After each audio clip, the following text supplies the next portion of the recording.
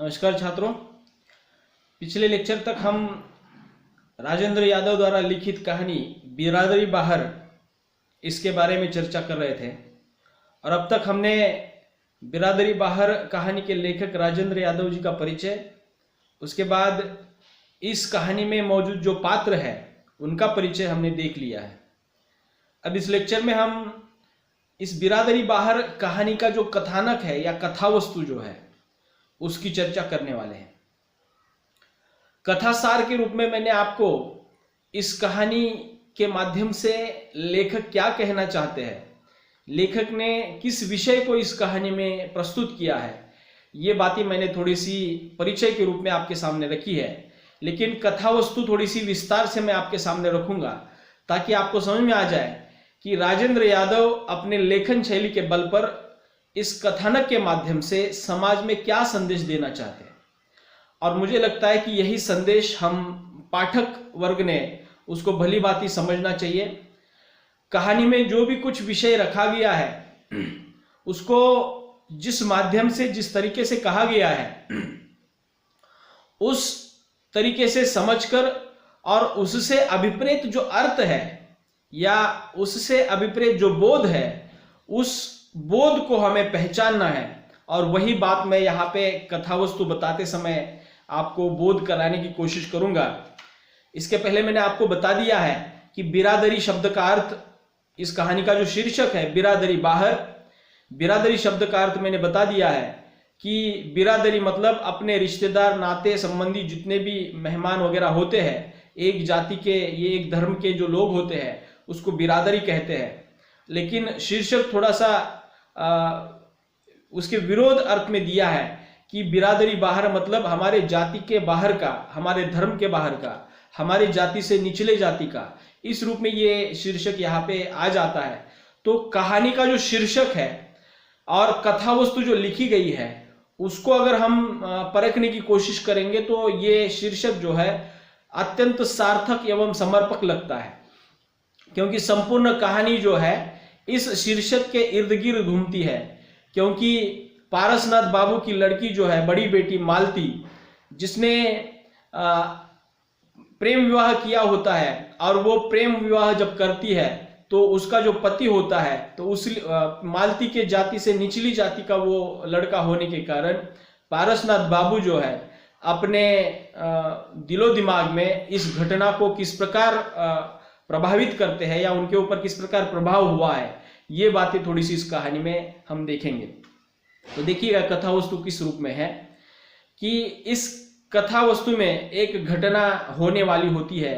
वह घटना होती है कि मालती की अम्मा जो है उसका आंखों का ऑपरेशन होने वाला होता है और आंखों का ऑपरेशन होने वाला है और अम्मा पारसनाथ बाबू को कहती है कि मैं अपने बेटों को, अपने बेटियों को, बहुओं को, नाती पोतियों को मैं अपनी आंखों से एक बार देखना चाहता हूं और उसके बाद ही मेरा ऑपरेशन करना है।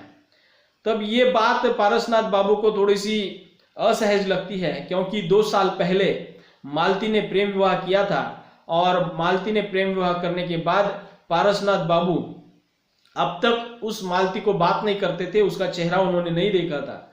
लेकिन उनके सामने ये धर्म संकट पैदा हुआ था कि पत्नी की इच्छा उन्हें पूर्ण करनी भी महत्वपूर्ण लगती थी। तब वहां पे उनके सामने ये दुविधा उत्पन्न हो गई कि क्या किया जाए। अंततः वे अपनी पत्नी की बात मान लेते हैं और सभी परिवार को जो है एक साथ वहां पे लाने की यहाँ पे इंतजाम किए जाते हैं और वह दिन भी आ जाता है। और उस दिन की शुरुआत जो है इस कहानी के आरंभ में वहां पे हुई है। हुआ क्या है देखिएगा, मालती और उसका पति संजय और विजय अपनी पत्नियों के साथ, अपने बेटों के साथ वहां पे घर में आए हुए हैं। और घर में जब वो आए थे दोपहर को, तब पारसनाथ बाबू जो है उनके आने के बाद तुरंत जो है घर से बाहर चले गए थे और घर से बाहर वो पेशकार सक्सेना जो है इनके मित्र, उनके यहाँ पर वो जाकर बैठे थे।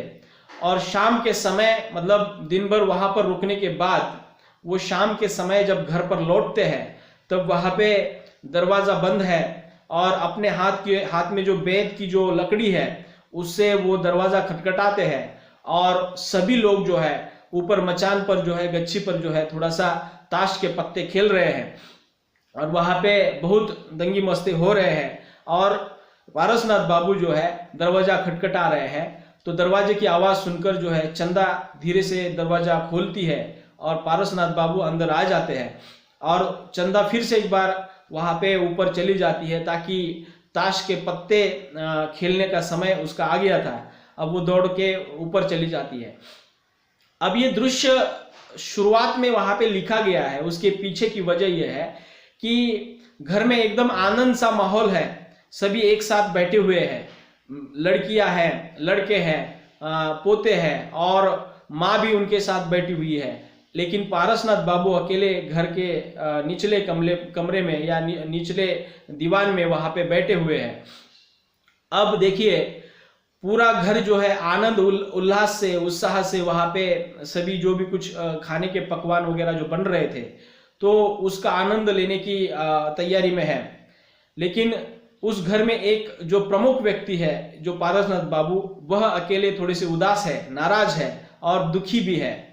दुख उनके दिल में इस कारण से था क्योंकि मालती ने उनके इच्छा के विरुद्ध जो है एक नए आदमी के साथ अर्थात निचली जाति के व्यक्ति के साथ विवाह किया था। और यही दर्द जो है उनके दिल में हमेशा रहता है और यही दर्द लिए वो वहां पे खिन्न बैठे हुए हैं। दिलो दिमाग में उनके बहुत सारे विचार आ जाते हैं और बैठे बैठे वो सोच रहे हैं कि मालती किस प्रकार से जिद्दी लड़की थी। उसके बारे में वो कभी ये सोच नहीं सकते थे कि उनकी इच्छा के विरुद्ध वो ऐसा कुछ कर बैठेगी। लेकिन हुआ ये था कि संजय और विजय जहाँ पे नौकरी कर रहे थे वहां पे मालती भी जो है उनके साथ रह रही थी और वहीं पर ही मतलब उसी शहर में मालती जो है एक लड़के के साथ प्रेम करती है और वह प्रेम जो है उन दोनों द्वारा चल रहा प्रेम जो है अपने भाइयों को भी पता चलता है, मतलब संजय और विजय को भी पता चलता है। और शहरों में रहने के कारण, नए पीढ़ी के होने के कारण वो भाई भी जो है संजय और विजय मालती के रिश्ते को स्वीकारते हैं और उनकी शादी तय हो जाती है। और शादी की चिट्ठी जो है पारसनाथ बाबू को लिखी जाती है। और पारसनाथ बाबू को जब ये जिस दिन पता चलता है कि संजय और विजय ने मालती का प्रेम विवाह स्वीकार कर लिया है, तब वो मालती के साथ साथ संजय और विजय को भी कोसते हैं, गालियां देते हैं। और ये जो लव मैरिज वगैरह जो है ये बातें थोड़ी सी उनको परेशान कर रही होती है। और उन्होंने दिन भर जो है बहुत बड़ा हंगामा किया था, खाने की थाली को भी आंगन में फेंक दिया था। अर्थात ये सभी प्रसंग जो है इस कहानी में जो दिखाए गए हैं उसके पीछे की वजह यह है कि पारसनाथ बाबू एक पुराने पीढ़ी के व्यक्ति है। उन्होंने लगभग 60 साल मतलब उम्र के 60 साल तक नौकरी की है। अपनी इज्जत को उन्होंने हमेशा महत्वपूर्ण समझा है। गांव में उनकी अपनी इज्जत जो है नौकरी के कारण उन्होंने बरकरार रखी है। लेकिन रिटायर होने के बाद उनकी लड़की द्वारा इस प्रकार का कदम उठाना उनके इज्जत पर जो है बहुत बड़ा आघात था। और इसी आघात के चलते जो है पारसनाथ बाबू उस दिन से अपने बेटियों के बारे में, लड़कों के बारे में बहुत उदास रहते थे। तो पेशकार बाबू के साथ जब ये चर्चा उनके साथ होती रहती थी तब वहां पे पेशकार बाबू जो है उनको चिढ़ाने के लिए समझ लीजिएगा या उकसाने के लिए ये घर की बातें जो है उनको पूछते रहते थे। लेकिन पेशकार बाबू, पेशकार सक्सेना जो है उनकी बहू भी जो है वो पेशकार सक्सेना को उल्टे सीधे बातें किया करती थी। ये बात पारसनाथ बाबू को मालूम थी। तो पारसनाथ बाबू भी है जब इस प्रकार की बात उछलती थी तो पेशकार सक्सेना को भी उसी रूप में उत्तर दिया करते थे। तब ये समाज में जो चल रहे जो नए नए तौर तरीके जो है बहुओं को लेकर या बेटियों को लेकर या सामाजिक जो विचार नए नए पनप रहे थे, तो इसको लेकर पारसनाथ बाबू जो है हमेशा अपने विचारों के साथ उसकी परख कर लेते हैं और अपने आप को वो इतना समझ लेते हैं कि ये जो भी कुछ नए पीढ़ी के लोग सोचते हैं, नए पीढ़ी के नवयुवक सोचते हैं, वो सरासर गलत है और इन लोगों ने ऐसा नहीं करना चाहिए। थोड़ा बहुत संस्कारों का भी विचार होना चाहिए। तो ये सभी बातें इस कहानी के माध्यम से हमारे सामने आ जाती है। अगली बात इस कहानी में महत्वपूर्ण जो समझी गई है कि वह ये कि जब मालती ने उस लड़के के साथ, अपने पति के साथ जब प्रेम विवाह किया, तब उस दिन से जो है पारसनाथ बाबू ने मालती का चेहरा तक नहीं देखा था और उसको मरा हुआ घोषित किया था, अर्थात वो मेरे लिए मरी है और मैं उसके लिए मरा हूं। लेकिन अपनी पत्नी के इच्छा के कारण वहां पे आंखों के ऑपरेशन का हो जाना और ये जो घटना यहाँ पे इस कहानी के केंद्र में है, उसको लेकर ये प्रसंग मतलब निर्माण होता है और सभी परिवार के लोगों को, सदस्यों को जो है घर बुलाया जाता है। तब ये बुलाने के पश्चात पारसनाथ बाबू जो है मालती से ठीक तरह से बात नहीं करते, उसको देखते तक नहीं है, अखबार पढ़ रहे होते हैं और नए आदमी के साथ थोड़ी बहुत जो औपचारिक जो पूछताछ है, कब आए, कैसे आए, तो इतनी ही मात्र पूछताछ करके जो है वो बात को टाल देते हैं और घर से बाहर चले जाते हैं।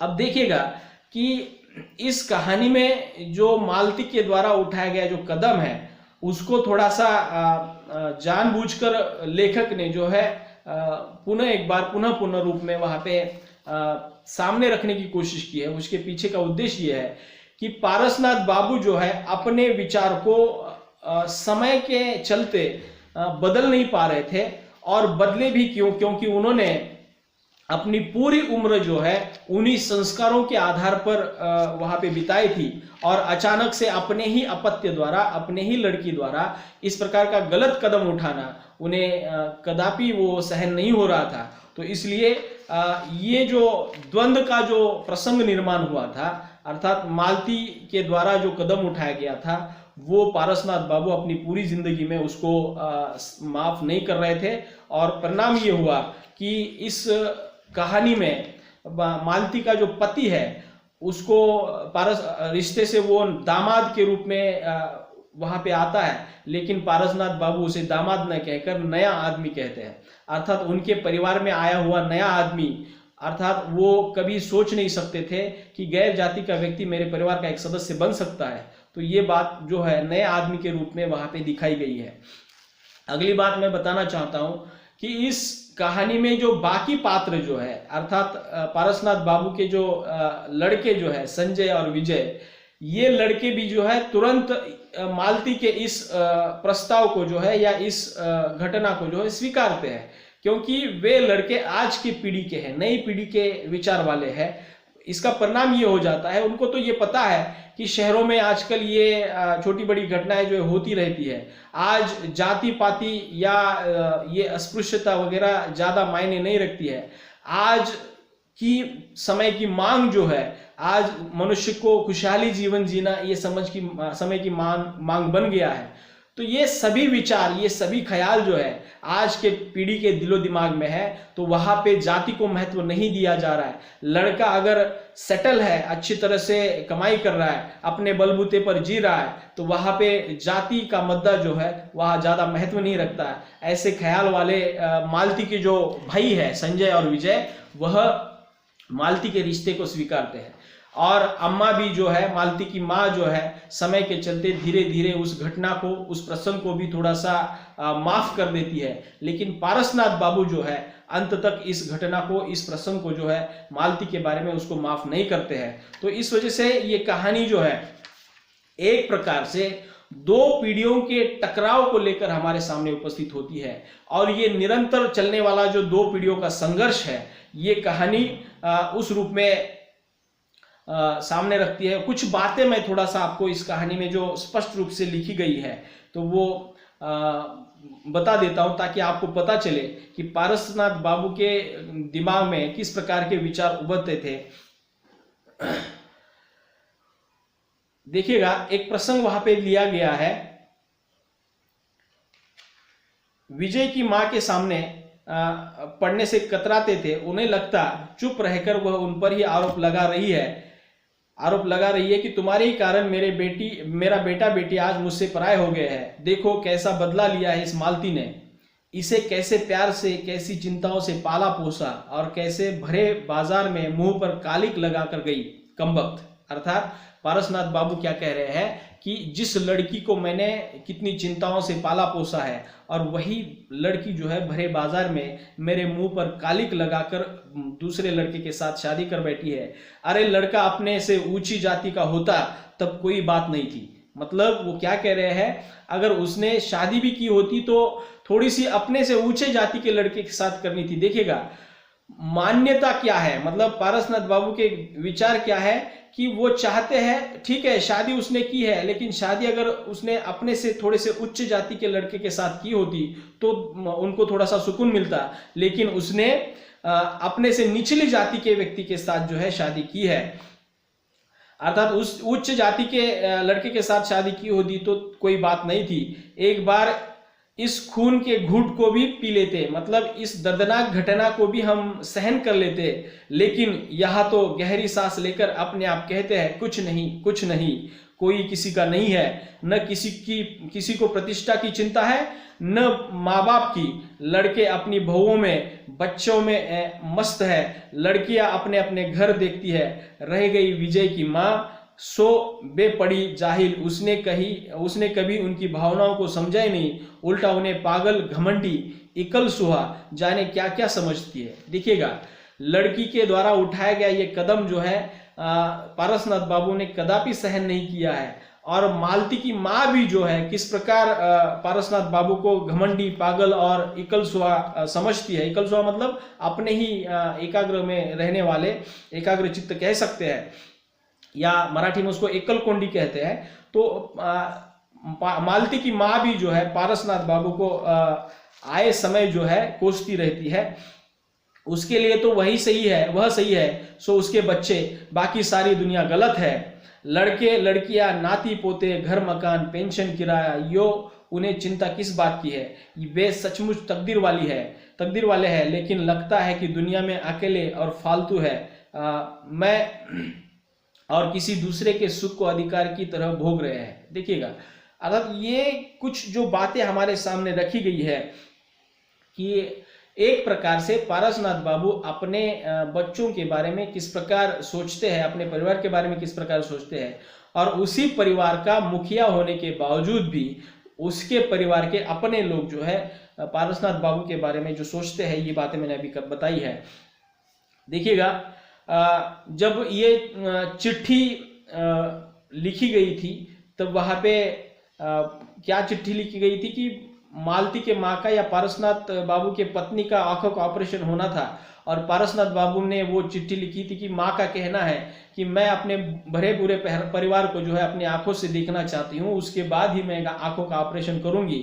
क्या पता कि डॉक्टर का इलाज सही न हो और मेरी रोशनी ही चली जाए। तो इसलिए पारसनाथ बाबू ने एक चिट्ठी लिखी थी, और चिट्ठी में लिखा था कि आप सबको आना है और माँ की इच्छा है। तब वहां से उसके इस चिट्ठी के उत्तर में एक बात वहां पे बेटों द्वारा लिखी गई थी। देखिएगा आंखों के ऑपरेशन कराती चाहे न कराती, लेकिन तब तो कमजोरी उनके मन में आ गई थी, कौन जाने आंखें रहे न रहे, एक बार बेचारी को अपना सारा परिवार देख लेने दे। वह रोती रहती थी। अर्थात पारसनाथ बाबू ये बात मानने को तैयार नहीं थे, लेकिन माँ ने रो कर जो है ये इच्छा जताई थी, एक बार अपनी भरी पूरी फुलवारी को निहार लूं।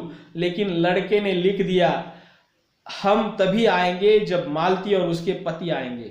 अर्थात पारसनाथ बाबू ने चिट्ठी तो लिख दी, लेकिन लड़कों ने वहां पे इस चिट्ठी में लिखा था, हम घर में तभी आएंगे जब मालती और मालती का पति जो है वो भी आएंगे, नहीं आएंगे तो जाए भाड़ में, न आए। पर आखिर 2 साल बाद वे पिघल गए। शर्त रखी मैं नहीं मिलूंगा, और आज विजय की माँ एकदम भूल गई कि हफ्ते भर पहले कैसी रो गिड़गिड़ा रही थी। सब उन्हीं का कसूर है, क्या दोष दे किसी को। अर्थात चिट्ठी में लिखी गई शर्त जो है पारसनाथ बाबू मान लेते हैं, और वो वहां पे सभी लोग वहां पे घर में आ गए हैं। अब देखिएगा अंत में घर में सभी लोग आ गए हैं, खाने पर बैठ रहे हैं, और खाना जहाँ पे वो ताश खेल रहे थे ऊपर के मंजिले पर, मचान पर जो है, वहीं पर सबने खाना मंगाया है और वहीं पर ही सभी लोग खा रहे हैं। और पारसनाथ बाबू नीचे के दीवान में वहां पे खाना खाने के लिए बैठे हैं। लेकिन स्थिति ऐसी हो जाती है, सभी अपने में मशगूल है, सभी अपने अपने आनंद में मशगूल है, और वो लोग जो है पारसनाथ बाबू की ओर ध्यान भी नहीं रहे। दे रहे हैं। एक अकेली चंदा जो है पारसनाथ बाबू के पुकारने पर जो है रोटी वगैरह सब्जी जो है उनको परोसने के लिए भागदौड़ करती है और तुरंत जो है वो उस माहौल में जाकर मिल जाती है जहाँ पे खुशी के साथ, आनंद के साथ एक दूसरे को परोसा जा रहा था। और ये ऊपर का दृश्य उनकी आंखों के सामने चल रहा था, कानों पर आ रहा था और पारसनाथ बाबू उतने ही दुखी अपने आप को महसूस कर रहे थे। इतने आनंद और उल्लास के साथ सभी लोग वहां पे खाना खा रहे हैं और मेरे तरफ नीचे कोई खाना खाने के लिए बैठा है, मेरी तरफ कोई ध्यान नहीं दे रहा है। अर्थात ये जो दुख है या ये जो दर्द है पारसनाथ बाबू को और अधिक चोट पहुंचाता है और इस वजह से पारसनाथ बाबू वहां पे अकेले पड़े हुए दिखाई देते हैं। वो सोचते हैं कि सभी लोग अपने अपने मजे ले रहे हैं लेकिन मेरी तरफ कोई नहीं देख रहा है, मतलब मेरा ख्याल तो किसी को है ही नहीं। अर्थात ये सभी बातें जो है परिवार के सदस्यों के द्वारा सामने आने के कारण पारसनाथ बाबू अपने परिवार से खफा है, नाराज है और दर्द के साथ जो है जो भी घटनाएं उनकी जिंदगी में घटित हुई है उसको सह रहे हैं। सभी शोरगुल के साथ वहां पे सभी बातें चल रही है लेकिन पारसनाथ बाबू की तरफ कोई भी ध्यान नहीं दे रहा है। अंत में इस कहानी में लिखा गया है, देखिएगा, जब तक पुकारेंगे नहीं, किसी को सब्जियां लाने का ख्याल नहीं आएगा। वे फिर परछाई देखने लगे। ऊपर अब मिठाइयों के लिए आग्रह हो रहे थे और वे परछाई से निशब्द बोल रहे थे। अर्थात अंत में, मतलब इस कहानी का अंत इस परिच्छेद से हुआ है कि ऊपर जहाँ पे खाना खाने के लिए सभी लोग बैठे थे वहां पे सब जो है आनंद के साथ, खुशी के साथ एक दूसरे को आग्रह कर रहे थे, रोटी या पूरियां लेने के लिए आग्रह कर रहे थे। लेकिन पारसनाथ बाबू के थाली में पूरियां समाप्त हो गई थी, सब्जी समाप्त हो गई थी। उनके थाली में कुछ है या नहीं इसके बारे में सोचने का भी ख्याल जो है परिवार के लोगों के पास समय नहीं था। अर्थात इस कहानी के माध्यम से राजेंद्र यादव एक बात हमारे सामने सोचने के लिए छोड़ देते हैं कि इसमें गलती किसकी है, पारसनाथ बाबू की या ये जो भरा पूरा परिवार जो है उस माहौल को आनंद के साथ जी रहा है। तो इसका फैसला जो है हम छात्रों को करना है, हम लोगों को करना है कि आखिरकार ऐसी स्थिति में पारसनाथ बाबू का सही है या परिवार के अन्य लोग जो है जिस माहौल में अभी वो खाना वगैरह खा रहे हैं वो सही है। इसका विचार जो है राजेंद्र यादव पाठकों के सम्मुख रखते हैं और मैं अगले लेक्चर में इसी के ऊपर थोड़ी सी बात करूंगा और इस कहानी को समाप्त करने की कोशिश करूंगा। मुझे लगता है कि आपको ये कथानक समझ में आया होगा। तो अगले लेक्चर में इसका जो आशय है या इस कहानी में राजेंद्र यादव क्या कहना चाहते हैं कथानक के आधार पर, वो बातें मैं आपके सामने रखूंगा। अगले लेक्चर में मिलते हैं। धन्यवाद।